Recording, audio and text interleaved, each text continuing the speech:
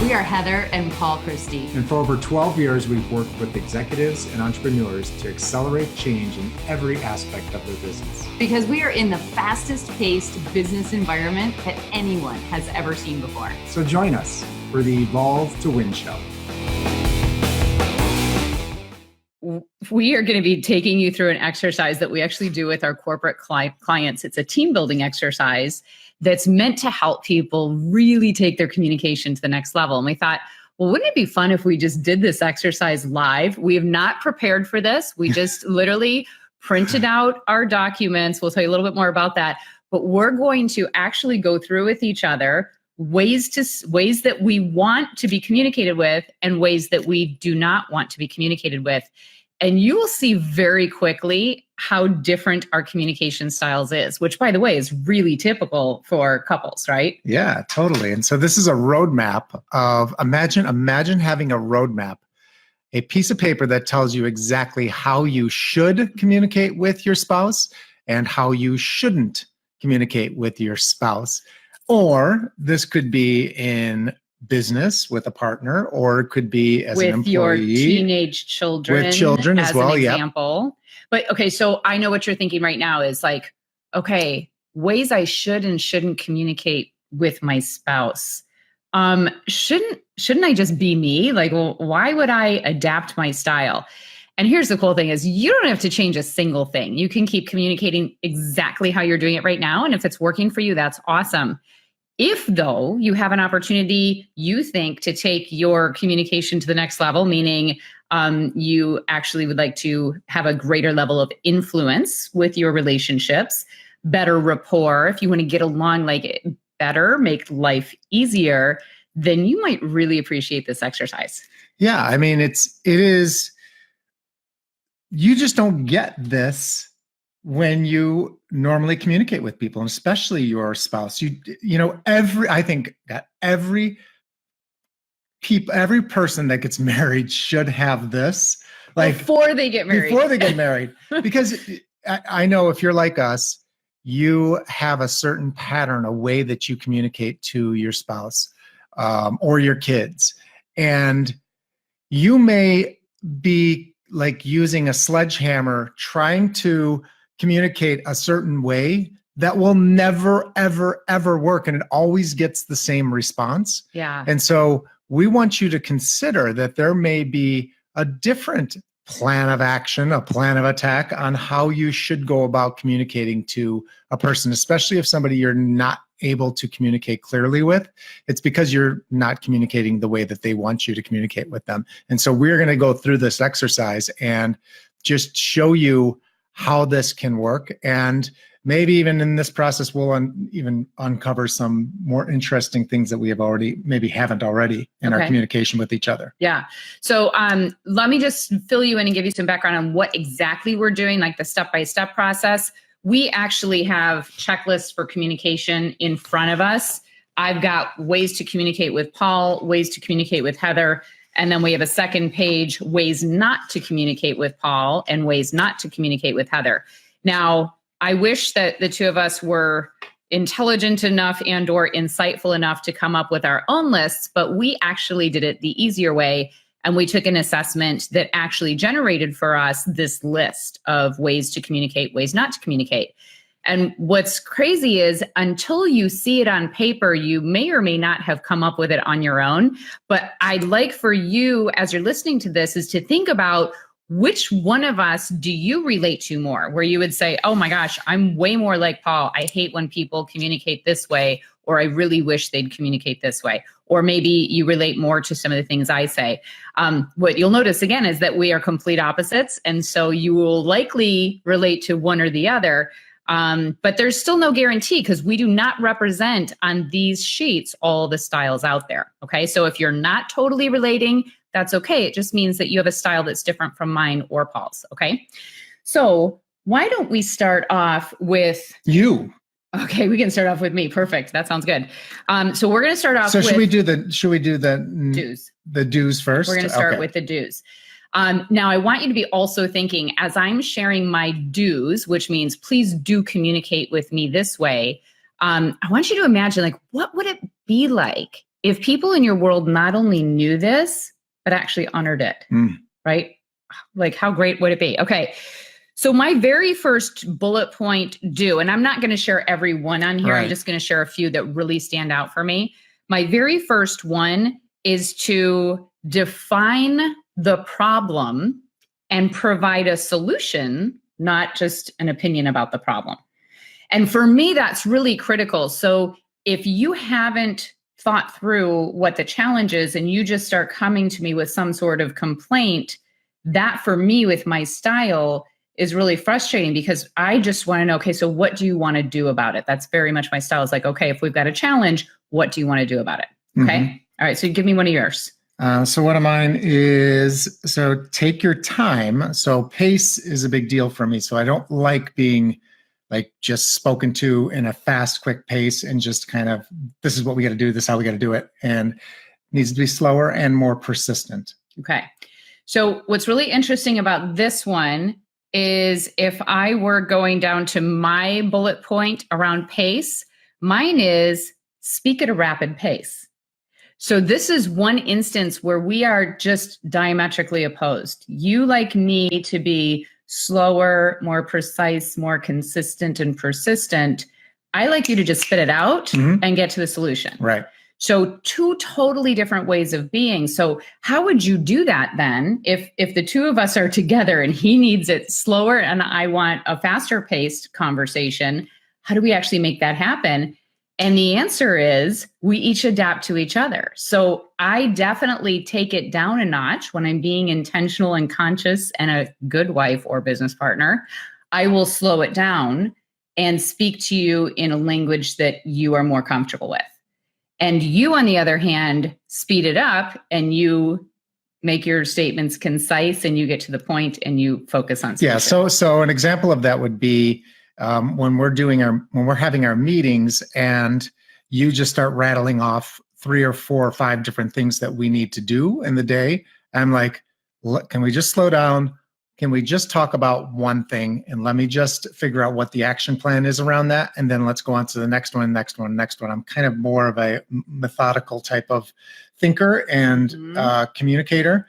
And so I'm thinking of just one piece of that puzzle at a time, whereas you just want to rattle it off because that's just how you work. My style. Yeah. So what's interesting is years ago, before I really understood this about Paul, when I would go from one topic to the next, to the next, to the next, that's just how my brain works. I do, multiple things at one time.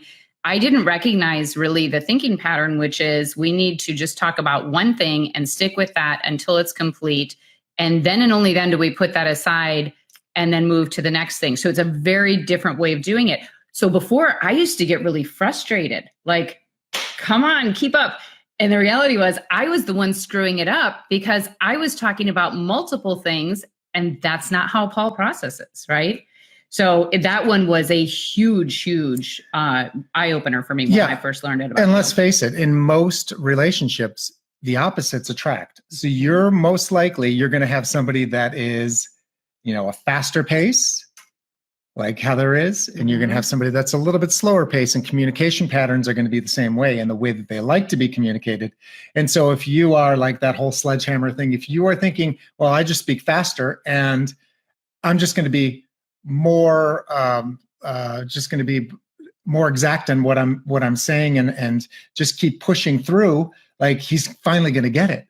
And the fact is, I get more confused. So you slowing down a little bit. And then for me, on how I adapt is I know I need to not come with complaints. I need to go and just speak about solutions. So no opinions, just talk about like, what do we need to do? Because you are a problem solver. Yeah. So again, a lot of what Paul and I are talking about in the differences with communication styles, if I didn't know any better and I was just being my style in all of our conversations, I promise you they would not go well. And I think we'd be fighting a whole lot more than we do. We don't actually fight a whole lot, which is another point I want to bring up here. And one of my communication preferences, I would like you to confront when you're in disagreement. So I thought I do that already.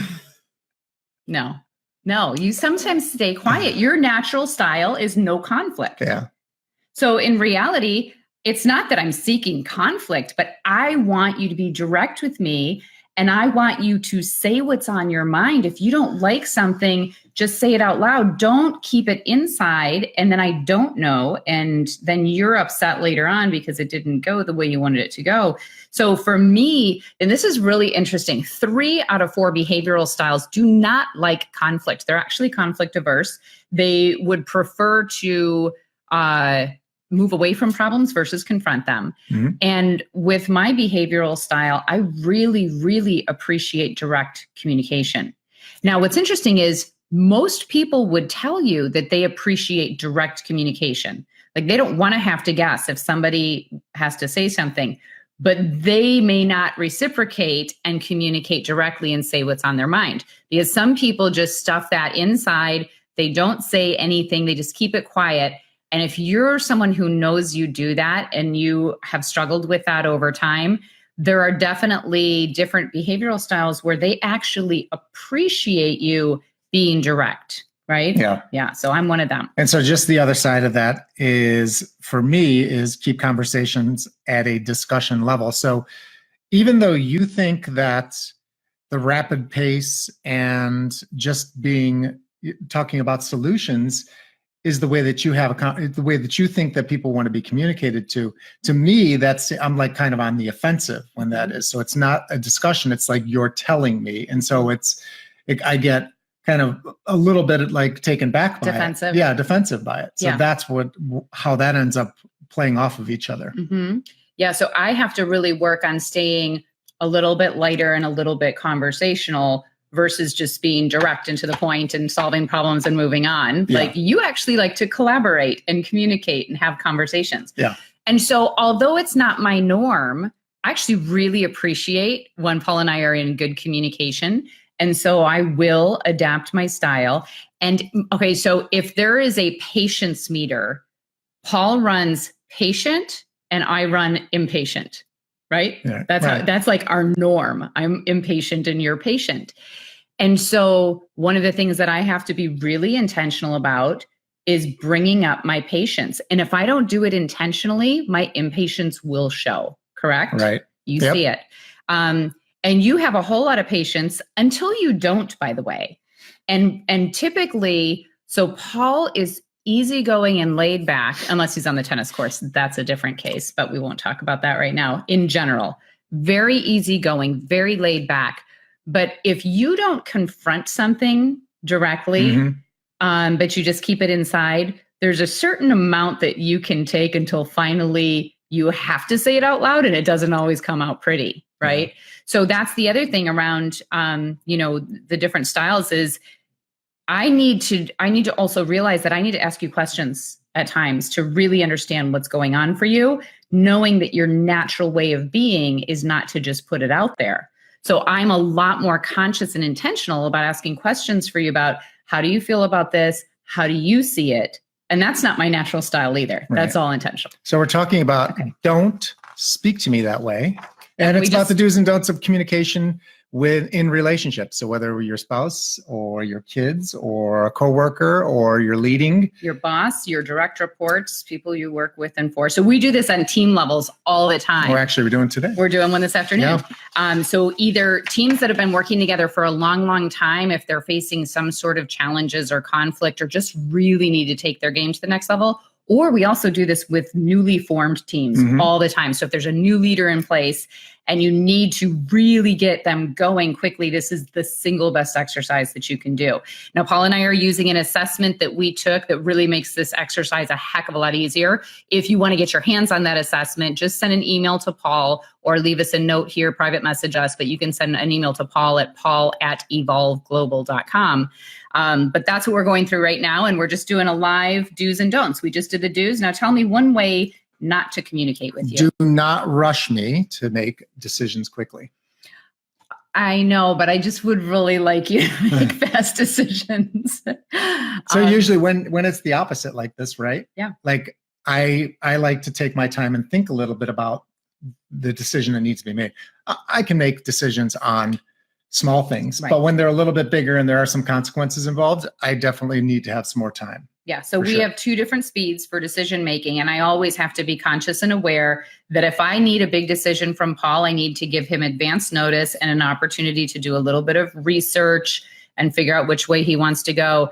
And I know he'll always come around, but I can't just feed you something and have you make a decision in the moment. So I get that. Okay. So for me, let's see. Don't drive on facts, figures, details. I know what you mean. Yeah. So I'm way more of a big picture person. And every now and then, Paul will try to get me to watch a documentary on some abstract something that I could really care less about. And I'm like, honey, can you just watch that for us and give me the high level summary? Because I just don't need that amount of information. Are you guys with me on this? Like, no to the documentary. I've got other things to do, right? So, well, the other thing is, it's really hilarious. You cannot remember numbers for the life. I mean, like your life depended on it. You couldn't remember a number. No. And I can remember numbers all over the place. Yeah. But it's and I throw them out and I could be off by a couple of zeros. Yeah, but it just cracks me up. But I mean, it's just different communication styles. I am not the details girl. He is the details guy. So you keep all the details to you. Right. And you give me high level summaries. Right. Okay. All right. What's next? The other one is don't make promises that you can't deliver. So don't really like saying, oh, I'll get all this stuff done, and then it doesn't actually happen. Okay. So follow through is big for you. And I am not the queen of follow through. I get really excited about stuff. I usually take immediate action, but if something goes on for too long, I may get bored and I may squirrel. Oh, that would be more fun over there. So I have to be careful about that and intentional about making sure I follow through on my commitments. Yeah. And that's with deadlines and just being unrealistic about things. So that's a challenge of mine too. Yeah. Right. Yeah. Because you're so optimistic. I'm optimistic to the point where I'm always saying like, oh, we can totally do that. And we can get that done tomorrow. And it's actually a 3-week project. Yeah. Yeah. So I'll set us up for some things that are just kind of ridiculous to think that, like, as an example, let me just give you like a super simple example. We get home from playing 2 hours of tennis yesterday. It's like 12:30 in the afternoon. So we're that idiot couple who plays in the middle of the day in hot Florida heat. And so we had to watch the Wimbledon, of course. The Wimbledon finals were on. But we said, you know what? Why don't we get people together for dinner? Let's have dinner at our house. So I'm texting some friends and some family like, hey, come over. Let's have dinner tonight on Sunday night, Sunday fun day dinner. So we send out the invites to everybody, and then we sit down to watch Wimbledon. Next thing you know, well, who knew it was going to be a 5-hour match, right? Next thing you know, I'm like, we got to reach out to people because they think they're coming over for dinner. We haven't even been shopping yet. So again, sometimes I got duped into it. He got duped. I get overly optimistic, and I think we can do it all. And I need to be put into check. All right, give me one more. I'm going to give you one more time. Don't ramble on. Mm-hmm. Right. So don't have a conversation that just goes into 17 different directions and we just keep talking about the same thing in all different ways. I'm always just looking for, like what's the end game? Yeah. Right.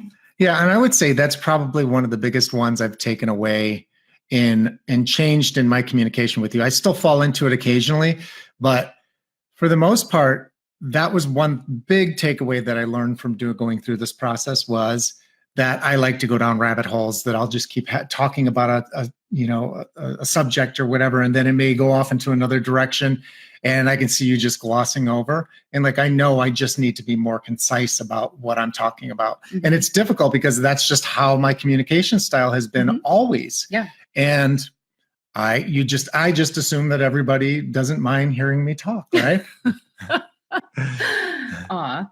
Well, it's really interesting because I bet as you're hearing some of this, if you don't relate to me and you relate to Paul's style more, and I just said, don't ramble on, you're probably like, oh my God, you're mean. Like, why did you just say that to him? But you got to really think about this is we're being really, really open and honest with each other about our communication styles. Here's the way to best communicate with me. Here's what not to do. And if Paul is intentional about thinking about what he's going to say and really getting a little bit more concise and making points instead of just talking and like conscious stream of thought kind of stuff, then he knows he's going to be received so much better. Like I'll really pick up on that and be much more engaged, right? So, okay. So as we wrap this up, give me I just gave one of my bigger takeaways in going through this process, because there's a lot of bullet points, as you can see on this piece of paper, that and some of them really resonate and some of them aren't perfect, so in your communication, how is it that you changed your communication towards me so that I receive it better? So there are two major things so Paul and I have done this exercise. Actually, we haven't done it in a while, but we've definitely done this exercise a couple of times over.